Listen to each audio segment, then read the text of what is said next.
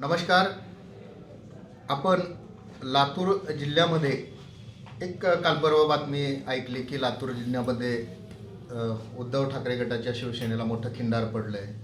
मग नेमकं कशा पद्धतीनं खिंडार पडलं आहे, नेमकं काय घटना घडली आहे याच्यावरती आपल्याला बोलायचं आहे. उद्धव ठाकरे गटाचे शिवसेनेचे जिल्हा प्रमुख जे होते शिवाजीराव माने यांनी उद्धव ठाकरे गटाला जय महाराष्ट्र करून ते एकनाथ शिंदे यांच्या शिवसेनेमध्ये प्रवेश केला आहे. खरं तर गेल्या मागच्या काळामध्ये त्यांनी एकनिष्ठ म्हणून बरेच भाषणंसुद्धा केली आहेत. मग एकनाथ शिंदे यांना वेगवेगळ्या मुद्द्यावरून टार्गेट केलं आहे. मग नेमकं आता काय घडलं, कशामुळं त्यांनी उद्धव साहेबांना सोडलं, आपण या सगळ्या गोष्टीवरती चर्चा करण्यासाठी आज आपण त्यांच्यासोबत आहोत. भाऊ नमस्कार. जय महाराष्ट्र. भाऊ, आपल्याला माझा पहिला प्रश्न असा आहे, सगळं व्यवस्थित चाललं होतं, आपल्याला जिल्हा प्रमुख पदाची जबाबदारी सुद्धा दिली होती, मग नेमकं असं अचानक काय घडलं की आपल्याला उद्धव साहेबाला सोडावं वाटलं? मुळात विषय असा आहे, जिल्हा प्रमुख पदावर माझी नियुक्ती 2021ला जी झाली त्या काळात लातूर जिल्ह्यामध्ये शिवसेनेची खूप मोठ्या प्रमाणात पडझड झालेली होती आणि अशा परिस्थितीमध्ये माझी नेमणूक झाली. पक्षप्रमुखांनी माझ्यावर विश्वास टाकला आणि त्या विश्वासाला सार्थ ठरेल असंच काम मी केलेलं आहे. साधारण 2 वर्षाच्या कालखंडामध्ये 250 पेक्षा अधिक शाखा स्थापन केलेले.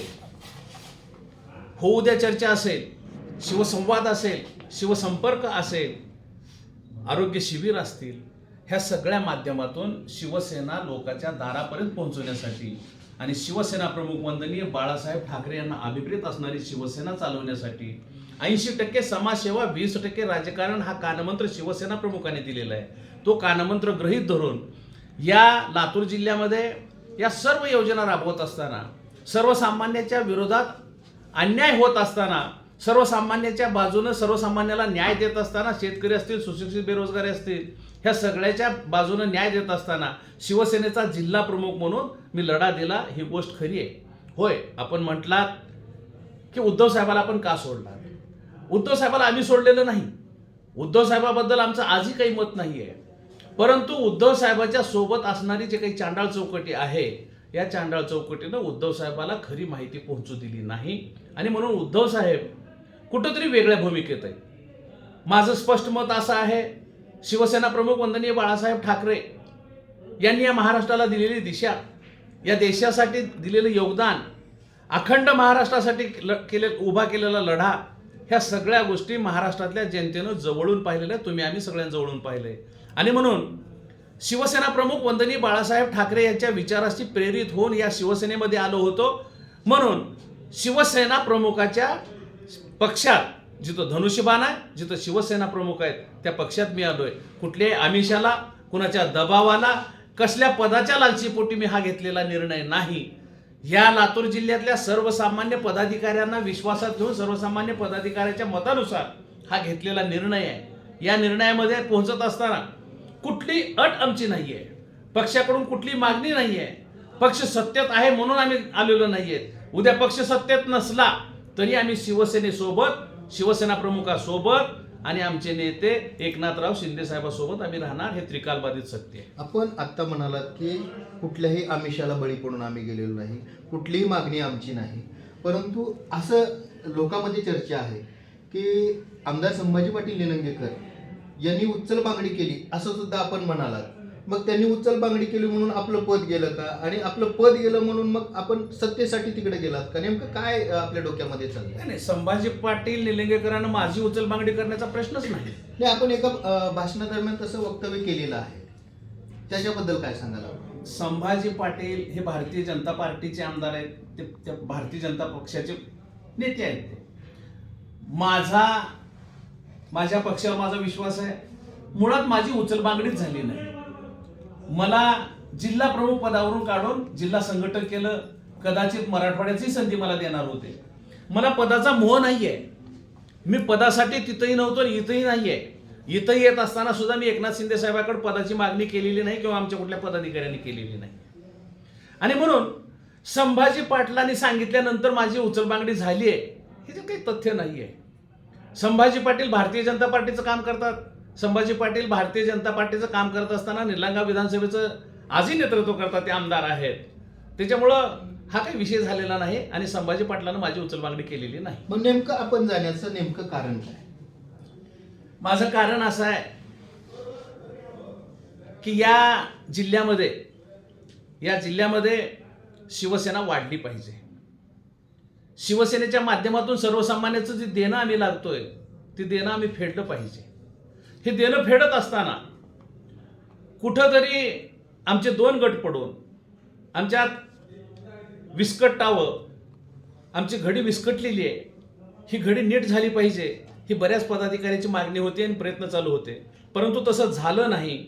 आणि म्हणून ही जर घडी व्यवस्थित बसवायची असेल, खऱ्या अर्थानं खरी शिवसेना जर रुजवायची असेल तर धनुष्यबाणाचा विश्वास ठेवून, शिवसेना प्रमुखावर विश्वास ठेवून आम्ही इथं प्रवेश केलाय. अजिबात कोणाच्या दडपणाखाली किंवा आमिषाला बळी पडून नाही. आपण म्हणालात की कोणाच्या आमिषाला बळी पडलो नाही, काहीच नाही. मग 1.5 वर्ष झालं आपण ठाकरे गटामध्ये होता. मग आता आपल्याला म्हणजे उशीर झाला का तिकडं जायला, किंवा मग तिकडं पद होतं म्हणून थांबला? नेमकं काय झालं होतं की उशीर झाला म्हणून आपल्याला वाटलं का असं? नाही, ह्याच्यात उशीर किंवा लवकरचा प्रश्न नाही आहे. कारण आम्हाला वाटलं, सर्व पदाधिकाऱ्याला वाटलं ही परिस्थिती जुळवून घेतील, एकत्र येतील. परंतु एकत्र न येता कुठंतरी वेगळ्या पद्धतीचं टार्गेट करून एकनाथ शिंदे साहेबाला आणि त्यांच्या सोबतच्या गेलेल्या आमदाराला बदनाम करण्याचं जे षडयंत्र आखलं जातंय, या षडयंत्राच्या पाठीमागं काही काँग्रेस, काही राष्ट्रवादीची लोक आहेत. ह्या लोकांनी उद्धव साहेबांना वेगळ्या पद्धतीचं जे काही भरवलंय त्याच्यातून आमचा उबाटा पक्ष बाहेर पडत नाही असं लक्षात आलं. आणि म्हणून हा निर्णय घेतलाय की या महाराष्ट्राच्या भल्यासाठी, या देशाच्या भल्यासाठी हिंदुत्ववादी विचाराशी एकरूप राहून या देशामधलं सरकार स्थैर्य मिळालं पाहिजे आणि पुन्हा एकदा नरेंद्र मोदीच्या रूपानं माननीय नरेंद्र मोदी या देशाचे पंतप्रधान होतीलच या अपेक्षेनं शिवसेना भाजपाची युती मजबूत व्हावी आणि या राज्यामध्ये पुन्हा सरकार हेच यावं आणि पुन्हा एकदा देशामध्ये नरेंद्र मोदी साहेब पंतप्रधान होतील, ह्या भावनेपोटी अपेक्षेनं हा घेतलेला निर्णय. खरं तर हा निर्णय घेताना आपल्याला आता इथं युती आहे, आपली भाजप सेनेची युती आहे आणि महाराष्ट्रात सुद्धा तसंच आहे. मग आता आपण वेळोवेळी संभाजी पाटील निलंगेकर, अभिमन्यू पवार यांना टार्गेट करत आला, तर आता त्यांचा प्रचार करणार का? मोदींना सुद्धा आपण वेगवेगळ्या मुद्द्यावरून टार्गेट केलं आहे. एक दिवस मोदीचे विचार आपल्याला पटत नव्हते, परंतु अचानक एका रात्रीमध्ये त्यांचे विचार पटायला लागले. काय सांगाल याच्याबद्दल? हे बघा, मी स्पष्टपणे सांगितलेलं आहे, शेतकऱ्याच्या हितासाठी, सर्वसामान्यांच्या प्रश्नाला वाचा फोडण्यासाठी आपणही साक्षीदार आहेत. आज सोयाबीनचा भाव काय, आज कापसाचा भाव काय, ह्या सगळ्या घटना जर आपण पाहिल्या तर निश्चित स्वरूपानं शेतकऱ्यावर अन्याय होत आहे ही गोष्ट आमच्या लक्षात आली. आणि या गोष्टीला जबाबदार कोण? सरकार, पक्ष नाही, सरकार. कोणत्या पक्षाचं सरकार आहे याही पेक्षा सरकार कोण आहे? आणि म्हणून यदा कदाचित उद्या सुद्धा एखाद्या शेतकऱ्याबद्दल किंवा सर्वसामान्याबद्दल, शेतमजुराबद्दल एखादं आंदोलन उभं करावं लागलं आणि सरकारला जागं करावं लागलं तर इथं राहून सुद्धा मी तेच करणार आहे. आपण म्हटलात की संभाजीराव पाटलाबद्दल आपण बोललात, अभिमन्यू पवारबद्दल बोललात. होय, त्या काळात मी जिल्हा प्रमुख म्हणून ज्या जिल्हा प्रमुखाची जबाबदारी स्वीकारत असताना या तालुक्यामधले, या आपल्या विधानसभेमधले किंवा या महाराष्ट्राचा शेतकरी कमी पावसामुळे हतबल झालेला होता. शेतकरी जगतील कसं अशी परिस्थिती आहे आणि आजही तीच परिस्थिती आहे. आणि अशा परिस्थितीमध्ये शेतकरी हवालदिल असताना शिवसेना प्रमुखानं दिलेली शिकवण आहे, त्या शिकवणीनुसार आम्ही निश्चित स्वरूपानं सरकारच्या विरोधात आवाज उठवला. आणि सरकारच्या विरोधात आवाज उठवत असताना शासन दरबारी असणारे सत्ताधारी आमदार म्हणून संभाजीराव पाटील आणि अभिमन्यू पवार साहेब या दोघांच्या विरोधात आवाज उठवला होता. ही गोष्ट खरी आहे. आणि भविष्यात सुद्धा उद्या चालून समजा परत शेतकऱ्यावर कुठं अन्याय होतोय, सर्वसामान्यावर अन्याय होतोय असं जर वाटलं तर नक्की पुन्हा तेच काम करण्यासाठी शिवसैनिक म्हणून मी तयार. आपण शिवसैनिक म्हणून त्यांच्यासोबत तयार आहात, परंतु सामान्य जनतेनं काय करायचं? सामान्य जनतेनं, आपण आज या पक्षात आहेत, उद्या त्या पक्षात आहेत. महाराष्ट्राचं राजकारण या 2-3 वर्षामध्ये खूप खालच्या पातळीला गेलेलं आहे. मग सामान्य जनतेनं, सामान्य कार्यकर्त्यानं काय करायचं? मी मुळात काल ज्या पक्षात होतो त्याच पक्षात आजही आहे. मी शिवसेनेत होतो, मी शिवसेनेतच आहे. मी शिवसेना सोडली नाही, मी शिवसेना सोडून इतर कुठल्याही पक्षात गेलो नाही. मी शिवसैनिकच आहे आणि शिवसैनिक म्हणूनच राहणार आहे.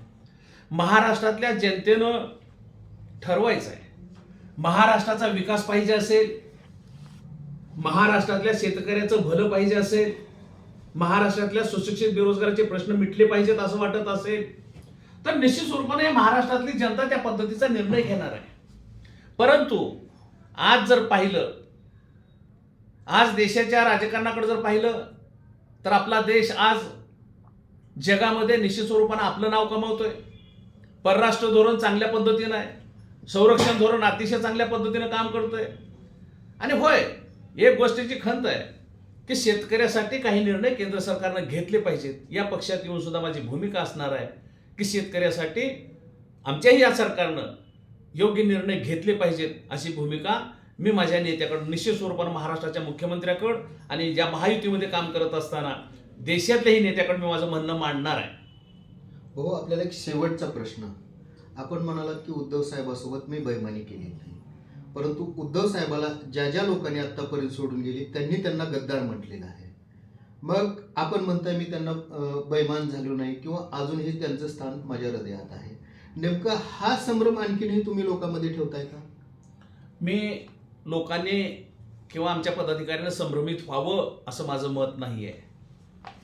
उद्धव साहेबाबद्दल मी आपल्याला सांगितलंय, उद्धव साहेबांना सुद्धा संभ्रमित होऊ नये. उद्धव साहेबांनी स्वतःचे निर्णय घ्यावेत. उद्धव साहेबांनी काही लोकांनी जे सांगितलंय त्याच्यावर निर्णय न घेता कुटुंब प्रमुख म्हणून, पक्ष प्रमुख म्हणून योग्य निर्णय घ्यावेत. आज शिवाजी माने बाहेर पडलाय, नांदेडची टीम बाहेर पडली आहे, बीडची टीम बाहेर पडलेली आहे. आणि हे कशामुळे होतंय या गोष्टीचं आत्मपरीक्षण फक्त आणि फक्त उद्धव साहेबांनी करावं. उद्धव साहेबांच्या भोवतालचं जमलेलं चांडाळ चौकडीचे मंडळ आहे, हे मंडळ उद्धव साहेबांना चुकीचा मेसेज त्या ठिकाणी देत आहेत.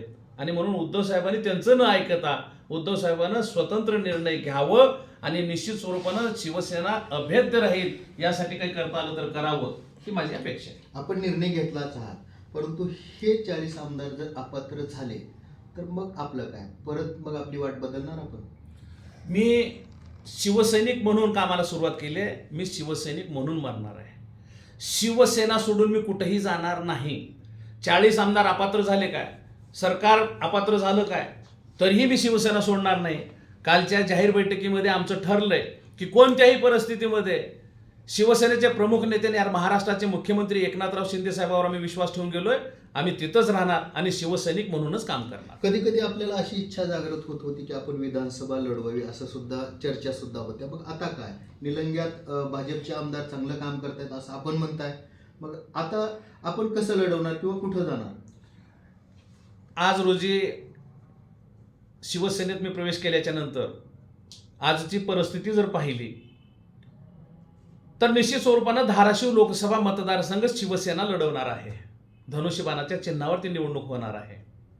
त्याच्यामुळं तिथला उमेदवार कोण हे महत्त्वाचा नाही, परंतु तिथला उमेदवार शिवसेना प्रमुख वंदनीय बाळासाहेब ठाकरे यांचा शिवसैनिक म्हणून असणार आहे. म्हणजे तिथं लढवणारा उमेदवार कुणी जरी असला तर त्या ठिकाणचा उमेदवार शिवाजी माने हे मी गृहीत धरणार आहे. आणि या जिल्ह्यामध्ये महायुतीमध्ये ज्या काही वाटाघाटी होतील त्या वाटाघाटीमध्ये जो काही जिथला विधानसभेचा मतदारसंघ सुटेल त्या मतदारसंघामधला आमदार निवडून आणण्याचं काम मी करणार आहे.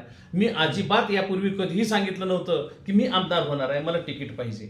होय, औसा आणि निलंगा विधानसभेची मागणी आम्ही त्या काळात असताना केली होती, परंतु मी स्वतःसाठी मागितलेलं नव्हतं. आणि आज सुद्धा धाराशिव लोकसभा मतदारसंघ शिवसेना जिंकेल असा विश्वास मला आहे.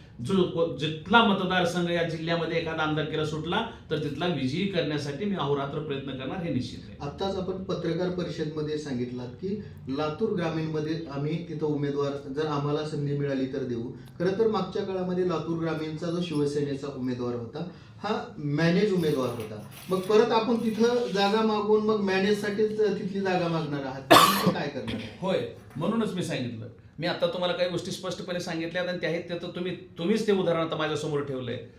का शिवसेना तिथं मॅनेज झाली, का सचिन देशमुखाला उमेदवारी दिली गेली?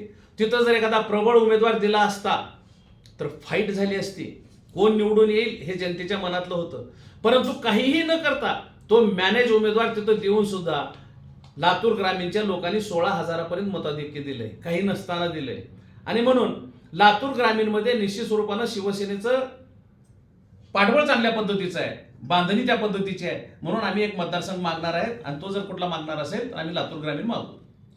धन्यवाद भाऊ. एकंदरीत आपण पाहिलं की उद्धव साहेबाची जी शिवसेना आहे ते सोडण्याचं एकमेव कारण म्हणजे कुठल्या सत्तेसाठी नाही, कुठल्या पदासाठी नाही, तर बाळासाहेबांचे जे विचार आहेत ते विचार पुढे नेण्यासाठी त्यांनी उद्धव साहेबाला जय महाराष्ट्र करून एकनाथ शिंदे साहेबाला स्वीकारलेलं असं सुद्धा त्यांनी सांगितलेलं आहे. धन्यवाद.